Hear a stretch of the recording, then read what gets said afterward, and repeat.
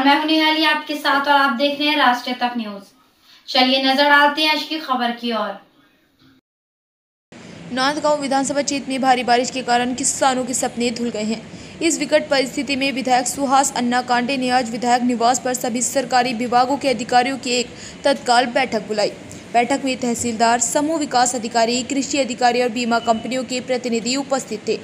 इस दौरान विधायक सुहास कांटे ने अधिकारियों को सीधी चेतावनी देते हुए साफ शब्दों में कहा, मेरे बलिराजा संकट में है, उनके सपने चकनाचूर हो गए हैं। ऐसे समय में उनका सहयोग करना हमारी जिम्मेदारी है। हर किसान के खेत में जाकर पंचनामा बनाएं, काम में देरी ना करें, वरना इसकी जिम्मेदारी आपको लेनी पड़ेगी। उन्होंने अगले एक सप्ताह के भीतर सभी पंचनामा पूरे करके जिला कलेक्टर को भेजने का भी आदेश दिया। यह अधिकारियों के लिए एक स्पष्ट चेतावनी है और किसानों के लिए लड़ने में विधायकों की भूमिका भी।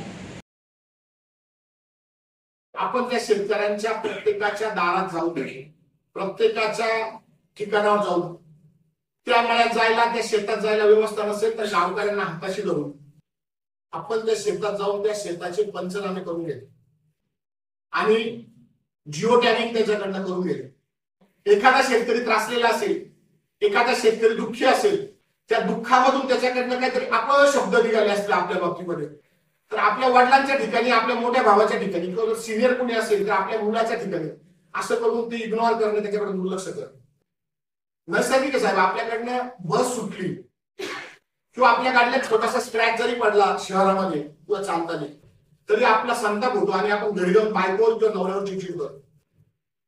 इथं तर लाखो रुपयाची नुकसान डोळ्यापुढे झालेली, होत्याचं नव्हतं, आज होतं आज आणि उद्या सकाळी नव्हतं। समजून घ्या, आज होतं, आता होतं, या मिनिटाला होतं आणि उद्या नव्हतं। काय मत कुठे गेलं? देव घेऊन गेला, कोप झाला, निसर्ग घेऊन गेला आमच्याकडनं। हा प्रकार आहे। म्हणून माझी तुम्हाला हात जोडून एक विनंती आहे, मी तुमच्यातलाच आहे।